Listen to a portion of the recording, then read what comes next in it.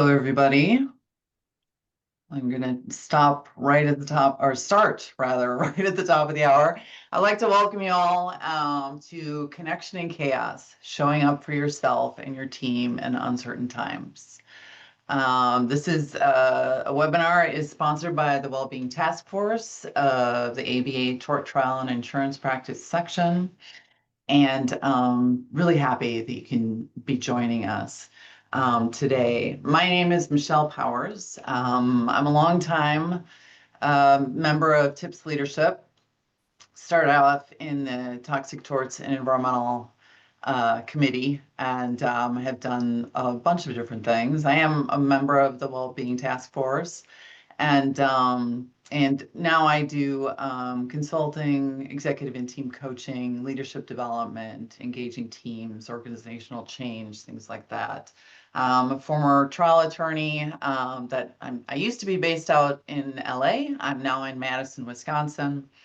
And this this topic really resonates with me, and we're going to be covering this in detail today, just about how the rapid pace of change is really impacting me. It's impacting my clients. I work primarily with lawyers and law firms, and just the difficulty there is in kind of feeling like you've got your feet firmly on the floor, and you're able to really meet the day and meet your challenges, your work challenges professionally, and as your best you, right?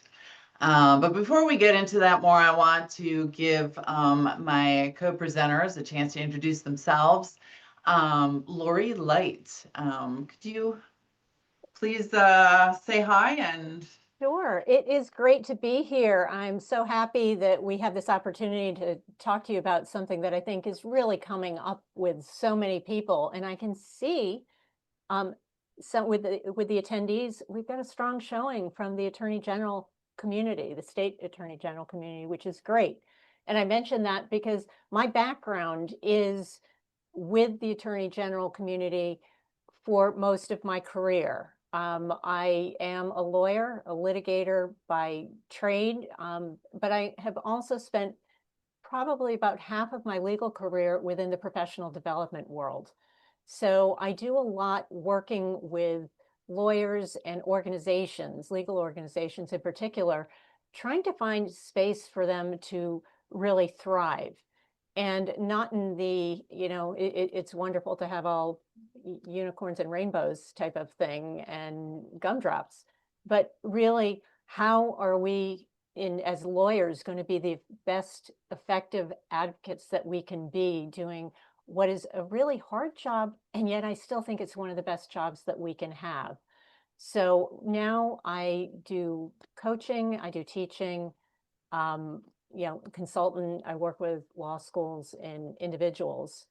And it's really something that as we are coming into this world of uncertainty and change, I'm noticing a big difference. And it's one of the reasons why Michelle and I were talking about this, that it's so important for us as lawyers to take a step back and recognize that everything is affecting us and how it shows up and how we show up. We can take a role in that and be intentional about that.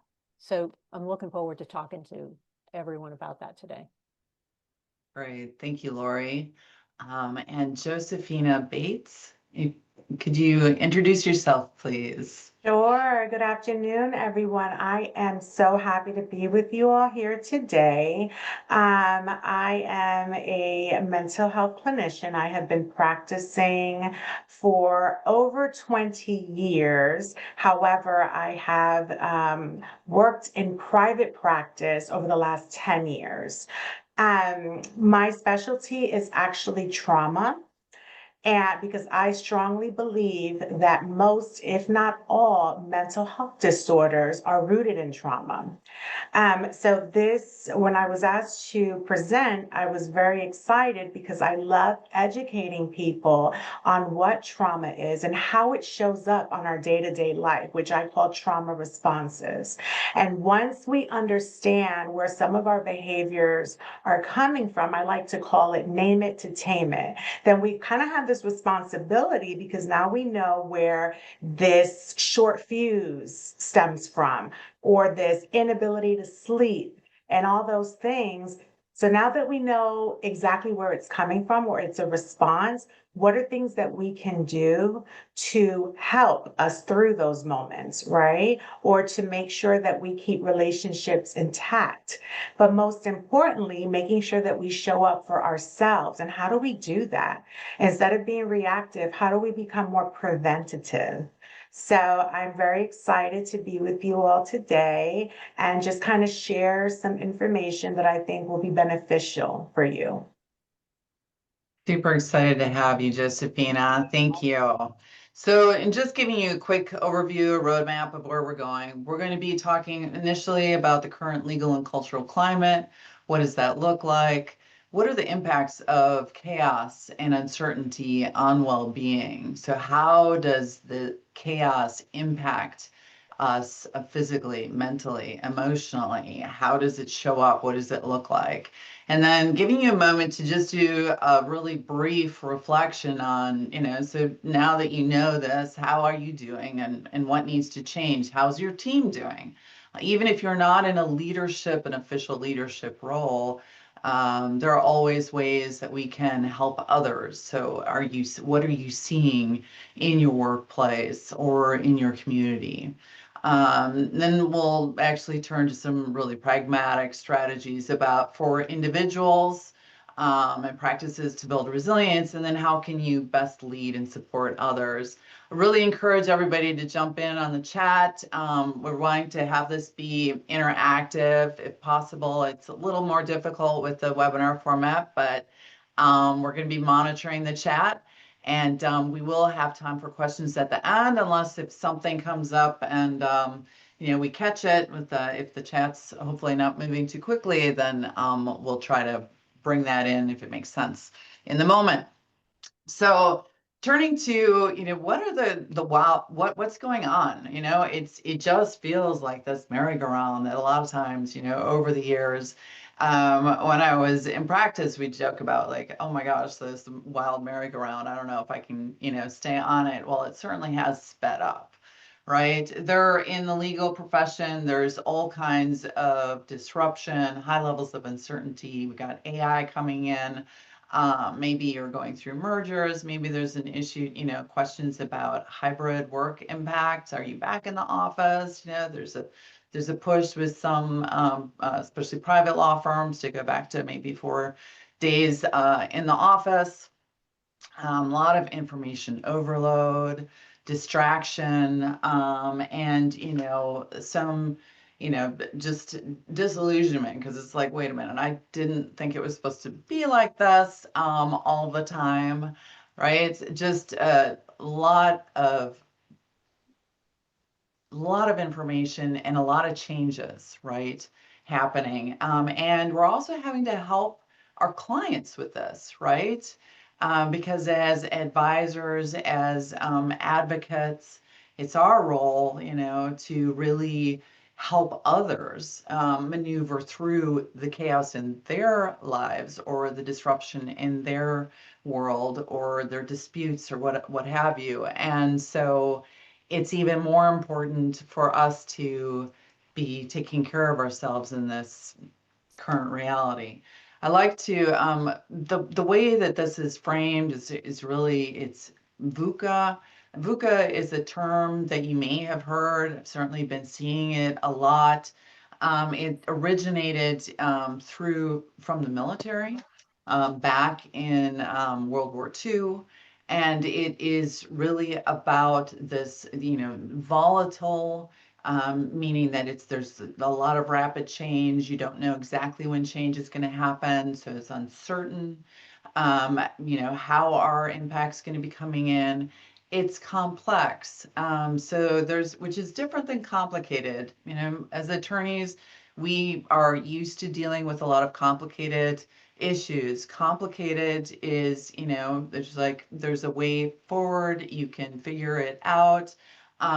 You can, set up processes and procedures that are complicated, and that will get you the resolution that you're looking for, getting you towards a goal. But complex is really very different, and it requires a different mindset. It requires that you think differently, that you engage differently, and you act differently, right? And so with complex, it's this manner where you have all these different variables coming in that you're not even sure of what they may be. And so how is that, how do you move forward with that, right? And that ambiguity and all of this together, the VUCA environment really can lead to fear and paralysis, and overload, and really creating this environment that Josephina is going to be talking to you more about, as far as for how it really impacts you physically. But before we turn to her, I want you to just consider, so in this new normal that we're all experiencing with all of this rapid change, how do you want to show up? Right? What would you like that to be? How would you like to be? Because that intentionality is a key piece in being able to move forward and create positive change for yourself and how you are. So Josephina, how exactly does this VUCA environment impact all of us? I strongly believe that this has been very stressful and, to summarize it, very traumatic. Okay. All of this rapid change, when we start kind of developing or creating this new normal for ourselves, another change happens, right? And depending on the type of personality you have, if you're flexible or you're a little bit more rigid, and that really takes you being honest with yourself, right? And saying, what type of person am I is going to determine how this affects you. If you're flexible, you can kind of roll with the punches and just kind of change things as needed and alter things. But if you're a bit more rigid and you enjoy structure, and once you have developed a structure that and a routine that works for you, and there is another change, it can feel very overwhelming. It can feel frustrating. It can almost make you want to throw in the towel and say, I don't know that I want to do this, right?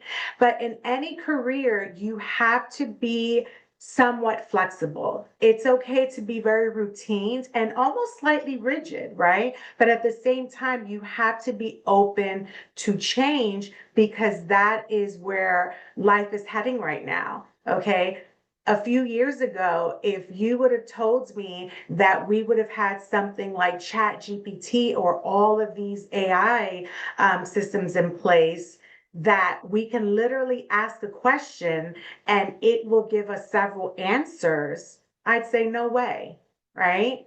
If you type in, what can I do for depression? And it gives you a variety of things that you can do that took me so many years of schooling to learn about and so many years of practice, I would have said, no way. But here we are, and you can do that, right? People are leaning more and more into that. So how do we roll with the punches? How do we make sure that we are separating ourselves from all of these changes, right? And also going with it and embracing it while still being authentically us. That can be a challenge, okay? But when you have all these things happening simultaneously, and not even just in our work life, but also in our personal life, it can be too much. And if you have it, if it's happening, if it's been happening for an extended period of time, it is chronic. right? And that is what we call chronic trauma. So I'm just going to kind of give you a brief definition of trauma. So trauma is any experience, whether it's a singular experience or a series, a chain of experiences that would be considered chronic, that has had a negative impact on our physical, emotional, and spiritual well-being, okay? That to this day, it affects us in those areas in our lives. That is what trauma is, okay? Now, one of the things that I do want to point out is that as a mental health clinician, I do have a lot in common with attorneys, or rather, I will say I have one main thing in common. I'm not even going to say several things, although I can make a comparison.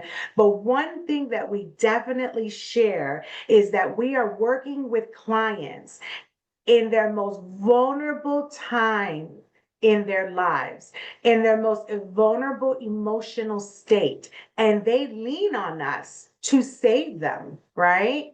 So from a legal standpoint, that would be, I need this to be resolved and I need this to go my way.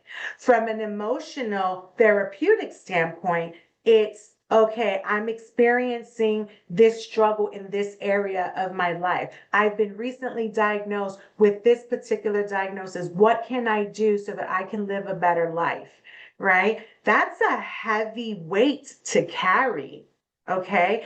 And then when you think about what they're going through from a legal standpoint, don't forget that this is all affecting their psychological well-being. So things are showing up, not just the stress of the actual case that they have, but maybe they're struggling with anxiety. They're struggling with depression, right? They are not good with boundaries. They're texting you, calling you, emailing you at all hours of the day, right? That can be a lot.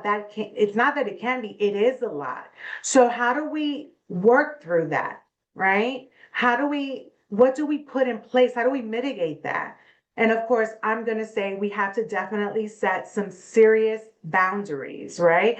Not just for the clients, but also for ourselves, okay? Or what's going to happen is you are going to notice changes at work in your performance, right? You're going to be a lot more reactive. Burnout. Oh my goodness. How many of us have, as much as we love what we do, have we woken up and just sat, and I can speak on this, sat in the corner of my bed and said, I can't do this today. I need a break. I want to just call everyone and cancel, right? That is definitely a sign of burnout. And that is when we need to look introspectively, right? And say, okay, what do I need to do? Because I'm showing up for everyone except for myself. So what do I need to do? Maybe I need to look at my schedule and maybe cancel some things, reschedule some things, take a couple of days off. Because if not, if we keep going at the rate that we're going and we're not listening to ourselves, to our bodies, to our emotions, to our physical angst, because you will develop that as well. You'll start noticing that you're getting migraines, right? You'll start noticing that you are just lethargic. You have no energy. Your focus, it's very difficult to maintain focus. So in order to prevent this from happening or minimize, right, the amounts of time that this is occurring, we need to make sure that we are showing up for ourselves and taking care of ourselves. And that looks different for everyone, okay? Some people are into yogas. I made a joke not too long ago. I have tried yoga so many times, I don't have the patience for yoga and the deep breathing. Right? I'm one of those people that a punching bag or something high intensity works better for me, or simply just taking a nap and going to sleep and giving my brain a break. Right? So it all depends on what works for you. But these are the things that can happen at work whenever you feel burnt out or are experiencing long-term, what I call chronic trauma, okay? Let's also not forget complex trauma. So in a perfect world, we would all just focus on one thing at a time and that's it. But in reality, we don't. We have so many balls in the air that we're trying to juggle. Whether you're a mother, you're a wife, you're a business owner, you're everything, you're a chauffeur to your kids. Maybe you're taking care of a family member who is ill. Maybe you're experiencing an illness. But on top of all of that, you also have, several clients that are in really, really difficult and complex situations. Their cases are not straightforward. I don't know if there's ever is a thing called a straightforward case, but maybe it's really exhausting. You've been working on it endlessly, right? So you put those two things together and there you have complex trauma, right? It's not just what's happening in one area of your life, but in every area of your life. Okay. And over time, things such as, your immune system is affected by it, your ability to focus, your ability to engage with people. Okay. Your ability to stay organized is affected. And these are all the things that you need to be a good attorney or in any profession. Okay. So that's very, very important that, it was very important for me to mention because, like I said, it does not show up the same for everyone. So I like to call these specific effects, I like to call them trauma responses. Okay. So if you're in a high stress situation, you're experiencing not only acute trauma, not only chronic trauma, because you've been in a long period of time. Maybe you're working on a very, very difficult case or cases where you have spent endless. You have lost sleep over it. You have had to make so many calls and done so much investigation and pulled in different resources. It is just absolutely draining you. Okay. Over a period of time, these are some of the side effects that can result in it. Okay. Depression, anxiety, constant perseverating thoughts, feelings of, what's going to happen next? How am I going to survive this? Trying to come up with a plan, right? How am I going to help this client? Okay. Or even issues in your marriage. How about addiction, right? We all need ways to cope. And sometimes, or I would say a lot of the times, when you're super stressed out, you go for the easiest fixins. What we're going to get the quickest relief, right? I need that shot of dopamine. So maybe I will start shopping, online shopping. Maybe I'll start drinking wine and that one glass turns into a bottle, right? Maybe I'll just, take an edible or whatever the case may be. Those are not necessarily the healthiest ways to cope. And Well, over time, it will it will become a problem. So we need to find better ways of coping so that we can show up for our clients, ourselves, and our families. Okay, Josephina, Yeah. just responding as we wrap up your section. Sure. As you're doing, we toss it back to Michelle. I had a question from someone. Can you put the definition of trauma that you Absolutely. used and put that into chat? That would be Sure. great. Absolutely. Thank you all so much for having me. Oh, yeah. Thank you. Yeah, that's a great definition of trauma. So that'll be good. Everybody can take a look at Sure. that. And as you're listening to, what Josephina has been saying about the different impacts of this chaos and the VUCA environment, just take a real quick pause on how are you doing, right? It really helps to name things and to reflect on it. How is your team doing? And I'm going to turn it over to you, Lori, just as far as for what's a simple thing that someone could do in the moment, say during a stressful call or after reading upsetting news. Yeah, I Um, mean, a lot of this really is thinking about and recognizing what we're feeling in the moment. So I just put in a chat, what are you all noticing in yourselves and in your team? Well, I did put it in the chat, but I didn't hit send. So here we go. Think about that. And because I think so many of us as lawyers, we forget that we have that pit in our stomach and we think that it is us. And then we see someone else come in and it's that stress response and all those things that Josephina talked about. And it derails us because really what we're talking about dealing in this VUCA world is not that we can fix it. We cannot fix this, things have fundamentally changed, and looking backward is not really going to help us.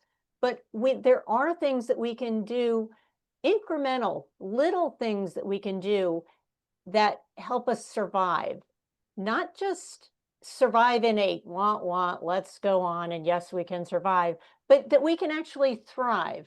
These are things that we want you to be able to think about, but to get to where we want to have you be, you've got to actually think about where are we and what are we feeling? And that is an uncomfortable thing. When I talk to lawyers, whenever I ask them how they're feeling, the look of fear, it's like deer in headlights. We don't have feelings, we don't have emotions. And for us to be able to thrive in this, we actually have to sit back and take stock of all of that, because we need to recognize that it is not just us that is going through this. It's not ourselves, it's everyone else, and it impacts everything that we do. So what we're going to talk about is thinking of maybe 5 things that work well for you in terms of thriving. And I want you to trust yourselves. You know this. For some of us, it would be great to stop in the middle of trial where I get stressed because I've got to do a cross-examination and I'm stressed about it. And I'm like, oh, could I go take that 90-minute yoga class? Well, we know that's not happening. But you can take 5 deep breaths 5 times a day and get your body used to that idea that we can calm and kind of focus and ground ourselves. That may not work for you. There may be other things. Other things may be, hey, let me just take a moment, take a breath, and count the colors that I can see in the room. If you're in a meeting, take the time and push your toes into the ground so you can feel that underneath you and it brings you into the present. A lot of what we're talking about are little things. I would love for you all to have like 5 quick things that you can do that in the moment that can just take things down a notch, just a notch. I'm not asking that you're going to bring a level 10 stress down to 0. I'm sitting on a beach. But you are sitting there thinking, okay, now I can breathe. And I can focus on that. Because really what we're talking about in terms of getting there is embracing that change and uncertainty. And when we're talking about embracing the change and uncertainty, we're leaning into it. So being willing to be comfortably uncomfortable, but knowing what your go-to practical strategies are. And I could give you a list of all of them, but I would rather hear from all of you what works for you. So I'm just putting that in the chat. And I would love for you to go in and give some ideas of what you do. Do you take a walk? What are some things that you can do in the moment? Because what works for you today may not work for you tomorrow. We get used to things, and adaptation happens. So what worked does not necessarily work today. It might work tomorrow. It might work 3 days from now, or it might not. So I want you to have 5 or 6 things you can do really quickly. And I would love for you to think of 2 or 3 things that might take longer. Meaning, oh, I'm going to read a book. I want to read 5 pages in a day. I want to sit and play with my child. I want to play with my cat. I'm going to watch a cat video, whatever. Any of those. There are no wrong answers, but when we hear from other people, it gives you an idea of how you might be able to embrace that change and uncertainty, because we can't stop it. So a better approach is to recognize it, recognize you're going to feel a little uncomfortable, and it takes some of that disorientation out of the space that we are in and allows us to take a breath, step back so that we can move forward. One way to look at this is through a different lens. I think many of us think that change and uncertainty and stress is just awful and it is part of the legal profession. And to a certain amount, it is. But here's the thing, that's life. And part of it is, for those of us who are control freaks, looking at every single one of you online as a lawyer, you're all control freaks, whether you want to admit it or not. We don't have control over anything except for how we respond. And I want to be able to be in a place where I can respond intentionally, not react and blast out. That doesn't mean we're all going to do that. We're all going to have days when things don't go well and we react and not exactly the way that we want. And at that point, oftentimes we're going to take a step back and be like, oh, I need to come up with a different plan and be more intentional. You're not going to beat yourself up over that, but what you are going to think about is, how might I have done that better? So if you have 5 things that you have kind of keep on a sticky note on your desk that you can go to in the moment when things are feeling stressed, you're feeling, things are feeling chaotic and uncertain, and you can take a moment. You can turn to those and say, okay, that one didn't work so well. Oh, I did not do a good job. I didn't bring my best self. But now I'm going to do something different going forward. So looking at things through a different lens, and I'm going to give you a different lens, because what works for me may not work for you. And that's okay. We're going to be looking at things in different lenses through our experiences, through our biases, through our perceptions. We all have different experiences that we bring to the table, and we need to be aware of that. There's a great way to look at how we can move things forward in a useful way, picking out things that make sense to us. There's a great book named, it's called Tomorrow Mind, and you'll see in the slides, I've actually got the book and everything that is there. This is a book that was by Martin Seligman and Gabriella Kellerman. Gabriella Kellerman did a lot with Better Up in terms of the coaching and well-being end of things and working with people, getting them to move forward. Marty Seligman is, kind of commonly known as the father of positive psychology. So when we are looking at things through a different lens, think of PRISM, because the idea, and we can kind of look at any of these and pick out what works for you. The idea of prospection brings us through so that we're actually moving in a forward position instead of ruminating. And lawyers have a way of ruminating a lot. It's what we do.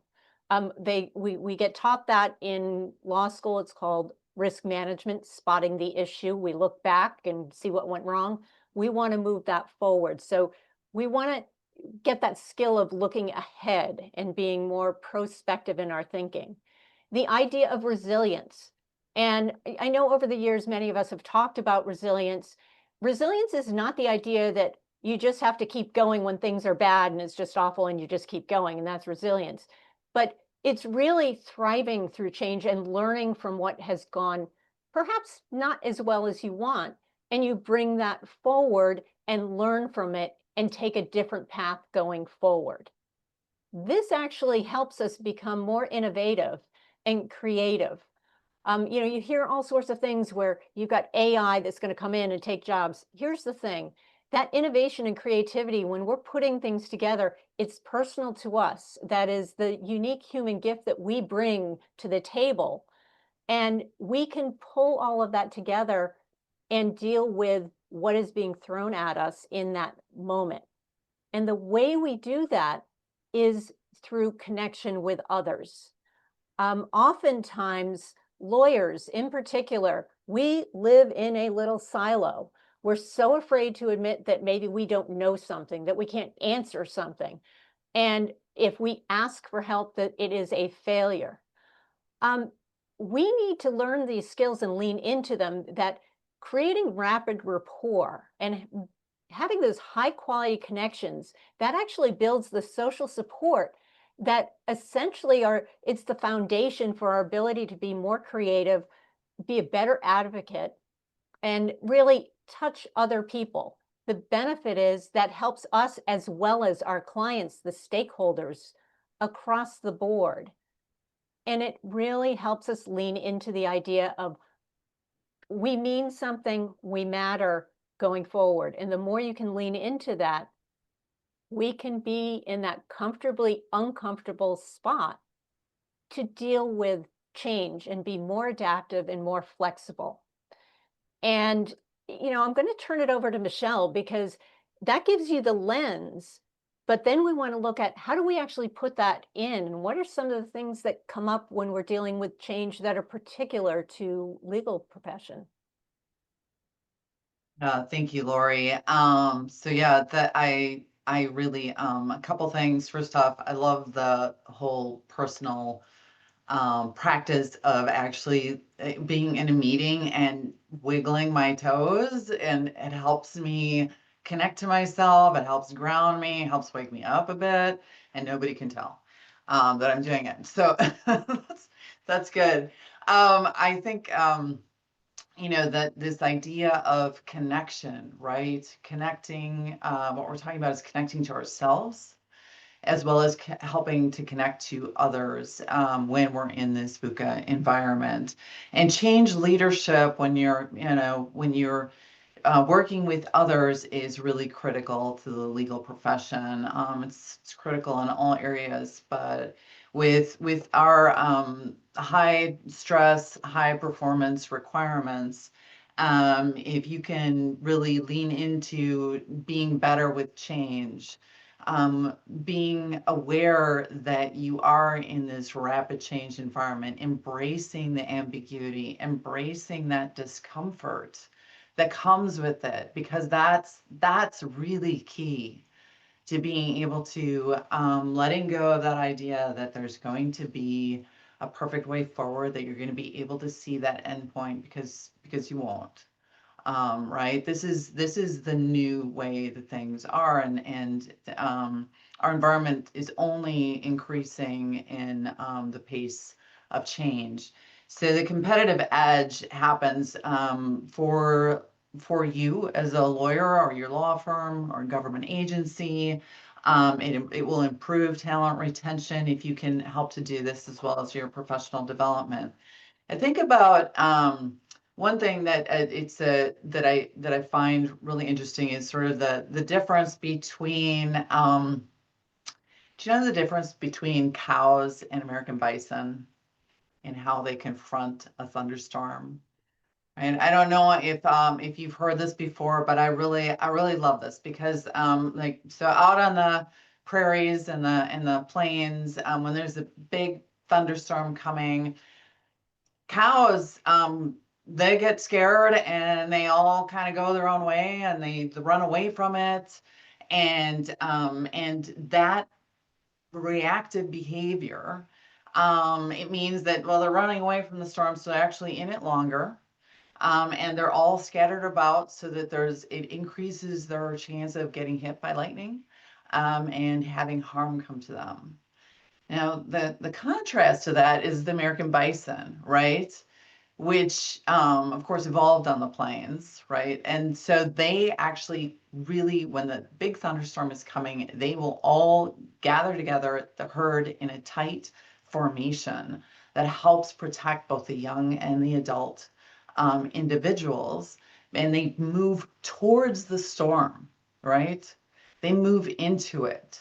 And in doing that as a group, not only do they get through the storm faster because they're going towards it, right? But they also have created this uniform whole that really makes the chance of a lightning strike really very slim. So there's that strategy of going forward in numbers. And I think that that's really something where connecting to people and that ability to, um, you know, engage your team, because these are the VUCA challenges that everybody is dealing with, right? You know, it's hard to have clarity. How do you make a decision when you don't know what's coming next? You know, how do you help your clients make decisions? Because everything is volatile. Something's, you know, it's this way today and it'll be different tomorrow. There's a loss of trust, a lot of fear, and it makes for challenges in communication. So the key traits of leaders in leading through change are, again, recognizing that you're dealing with complex issues, right, and not complicated. So there's a different way of approaching it. You need to, you know, some like engaging differently. You want to listen to learn rather than to convince. Okay. Now that's something that's hard for us, you know, as lawyers, how much of the time, you know, you're in court and you're hearing the argument, and of course you're like immediately trying to figure out like how are you going to counter that? Okay, that's one of our skills, right? We're advocates and we're good at arguing. And so this is really a new, you know, lean into your learning, into your curiosity, into the ambiguity, being okay with vulnerabilities, right? Another uncomfortable word, but showing that to your people, being the fact that you don't know, right? You don't know, but you're open to learning and you want to be learning with people, right? That authenticity is huge in helping to create trust, to help people feel like, you know, you're in this together. Again, that American bison movement of like coming together in the storm, right? Which is not gonna, wish it would pass over quickly, but I don't think it's going to. And that and agility, ability to respond effectively because you are actually more in the flow, right? Instead of being really controlled in your response and having it to be a certain way, which is more of, you know, approaching things in it when they're complicated. You have a specific strategy and you're going to approach it this way. But with complexity, you need to get comfortable with not knowing and with learning in public rather than private, right? It's a process, leaning into that process. Um, and part of what, you know, as a leader, what you're doing in showing your, if you can get more used to acknowledging that you may not know exactly what's coming, but, you know, here's the decision for right now, right? You're making decisions for the moment as best as you can based on as much information that you can gather. It is really important to be getting different perspectives and overcoming that resistance to change, you know, having the empathy with people that, you know, letting them know that they're not alone, right? Understanding and recognizing their needs, actively listening to other people in your team, setting up just a 15-minute meeting with folks, not to have a specific agenda, but just to check in, right?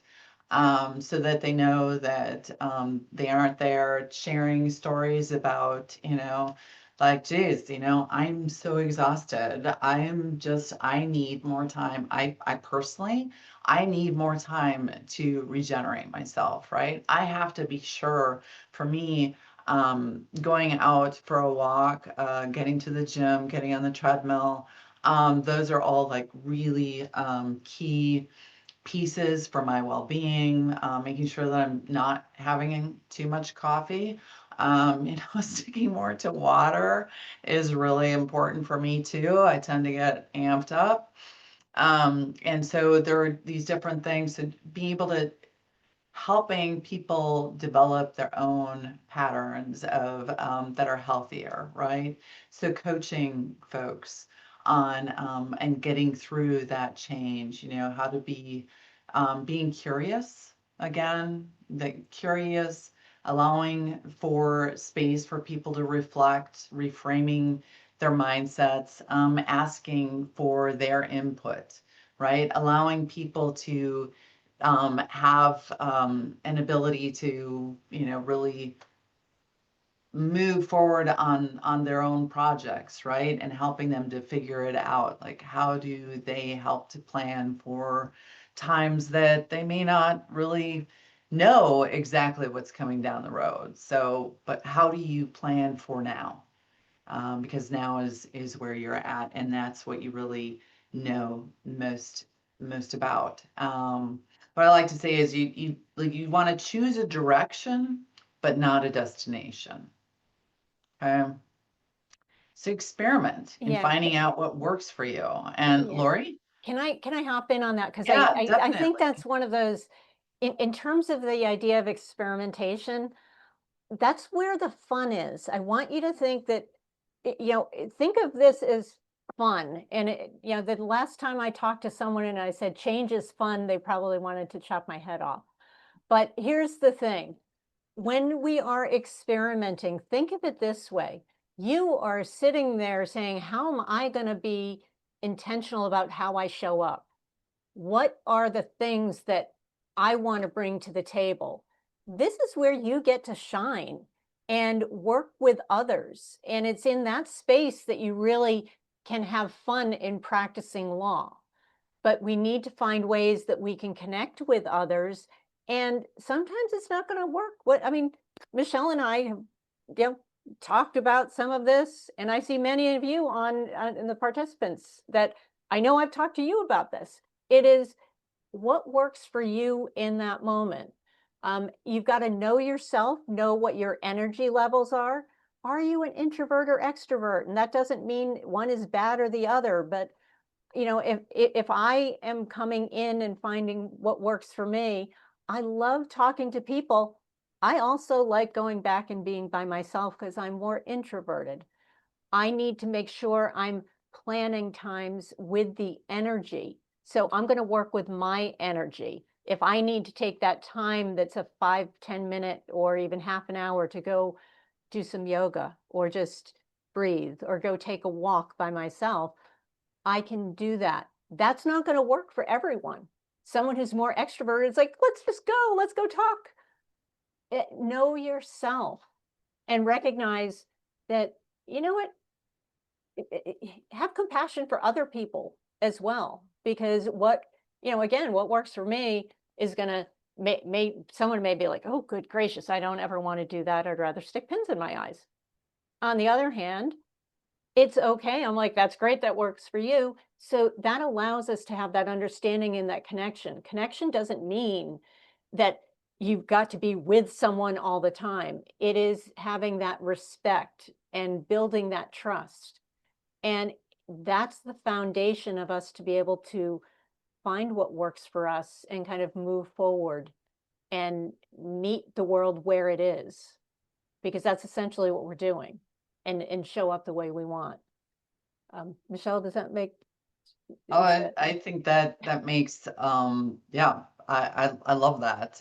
Josephina, is there anything that works, that you would add to this as far as for your finding out what works for you and experimenting either in as an individual or as a leader? Well, I honestly agree with what Lori said. It's on an individual basis. There are so many different things that we can do to regulate ourselves that we have to honestly just be true to who we are. And some people, they'll do really well with the yoga. And then some people will do really well with more practices that exert more energy. What I am seeing though in the chat is that a lot of people are using nature as a form of therapy, whether it's looking at a picture of a beach, which is funny because it's my screensaver on my phone, or whether it's staring outside in the window, whether it's it's going for a walk. And, you know, we use in dialectical behavioral therapy grounding techniques where we put a lot of focus on nature and being present and being focused on what's around us. Even in our four walls in our offices, just kind of taking a pause to get back centered and to be present. Because when we have so much going on in our minds, we tend to wander off. And then here comes the perseverating thoughts. And then we have about 10 windows open on our computers. And all of these things can be so overly stimulating. And I see you smiling, Michelle, because you probably have about 10 windows open and all these things that you have to do following this presentation. But it's a great way to center ourselves. So I think that just part of our human nature that being out there, getting some sun, taking a deep breath, right? And for those of us that are leaders and have people, employees, I have several therapists that work for me. How do we show up for them, right? And practice what we preach.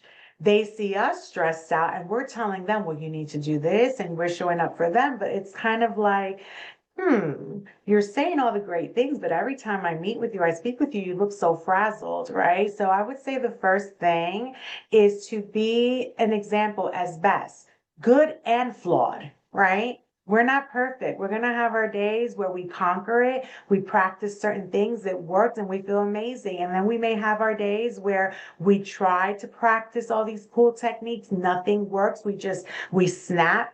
And that's okay because we're human, we're multidimensional, we're not just one way all the time, right? So being an example to your team, right, is wonderful, is a good way, but also setting time apart for them, even if it's a quick check-in via text, email, right? Or even recognizing what they've been doing, acknowledging them, it makes them feel valued. And sometimes I remember the other day, I have a client manager who, man, she's just on top of everything. But sometimes she's so on top of everything that her emails can come off rude because the text has no tone. But I know her, so I know it's not that she's being rude, but she's trying to move on to the next thing. So her email's not going to say, good morning, I hope you're having a great day. It's going to say, what's going on with this person? Was this person discharged? If so, I need to know, right? And for somebody who needs that fluff, that can be, why is she so nasty all the time? But it's not that. So but I still had to have that conversation because you can't be like that with everyone, right? That can be very off-putting. So in that conversation, one of the first things I said was, you know what? I appreciate you so much. You're always on top of everything. That's a lot of pressure that I know that you're putting onto yourself. So just recognizing that. And you know, she went on and had a conversation with a colleague of mine and told her about our conversation. And she felt so appreciative and she felt seen. So those are just a couple of things that I can think of that have worked for me. Yeah, That's I love that. Of course, nature, however you can bring it in, I think is incredibly healing, calming, exciting. You think about a whitewater river rafting or whatever, if that helps you every so often. Get back to you. I also, that whole idea of, connecting with somebody and really helping them through uh, um, how they're presenting themselves. It reminded me of a manager at one of my clients who, he was so busy, he just thought that his job was about really focusing on the business aspects of things. He didn't know how many, he didn't know anything personal about the people that he was working with. He didn't know, if they had pets, if they had kids, if they, he didn't know anything. And it was novel for him to think that, well, maybe that is actually a part of, creating an environment where he's going to have his team doing better when he actually shows an interest in who they are, and that is a part of, it's a really important part of creating an engaged workforce that's going to, in an environment where you're going to be able to get through all of this chaos together, right? In a better, healthier way. Yeah, Um, and can I just hop in there, because part yeah. of it is when we think about lawyers, we are really good at compartmentalizing. Sometimes we're too good at compartmentalizing. You know, oh, I got that case, I got that deposition, I've got all sorts of stuff going on, and I can put it in little boxes. And we forget that we are also in a little box, that we actually have to take the time to take the little Mm. box of us as a human being instead of just a human doing. We do a lot as lawyers. Take the time to be a human being. And here's the thing, you actually have the tools for this.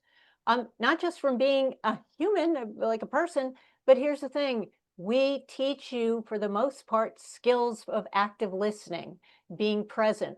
Anyone who is a litigator, who has gone through training for negotiations, who's gone through most management and leadership training, we've done some sort of active listening type of approach. That is not just when we're doing direct exam or when we walk into a courtroom. We can use those tools to create that connection. If we are leading with curiosity, we are going to, you know, get the best out of people. And if you can get the best out of yourself as well as other people, you're creating that connection in that team that is going to make it much easier to see this change in uncertainty, not as a drawback, but as an opportunity. It's an opportunity for individuals as well as organizations to shine. Yeah, completely agree. It is about one thing that we don't actually we haven't touched on enough, I would say, is just in appreciating the journey, in being really being optimistic about the fact that, you know what, life is good. It's beautiful outside, even if it's raining, right? Which I think it is. And so for Lori at least, sprinkling here. Appreciate the journey, step into change, be able to embrace growth, and find your path. Chaos impacts everyone, right? Every single one of us. And a big part of, just taking that pause and seeing, understanding, how is it impacting you today? Because it's going to be different from last week or, tomorrow. And how can you, take small steps? And I know, if you've gone to well-being exercise, you've heard about, breathing, and you're just like, oh, I breathe all the time. But really being intentional, it's one of the easiest, simplest, quickest ways to get yourself refocused. Setting your boundaries so that you're really protecting yourself. Making a mindset shift can really make a difference. Letting go at least a little bit of your control freak, right? I regularly call myself a recovering perfectionist, because perfectionism is it's great. It's something that, we have a very challenging, high demanding, perfectionist culture in law, and there's a reason for that. And it's sort of like, okay, you're doing your best, right? I'm doing my best, and it's time to kind of go with the flow a little bit more and to allow others that space as well. Leadership isn't about having the answers. It's about showing up for your people, being steady for your clients, really being able to be that calm, knowledgeable, authoritative, somebody who they can rely on, that you're their rock. But in order to be that rock in a healthy way, you have to take care of yourself. So I don't know. We didn't really get a chance to specifically ask people for questions. If is there just even a short question that we could answer in the minute and a half we have left? Well, and I Or also is there put, something you want to jump in with? Yeah, Lori? no, I'm like, I would love to hear questions, but I did put something in the chat that if, you know, what's one small thing that you can do differently tomorrow?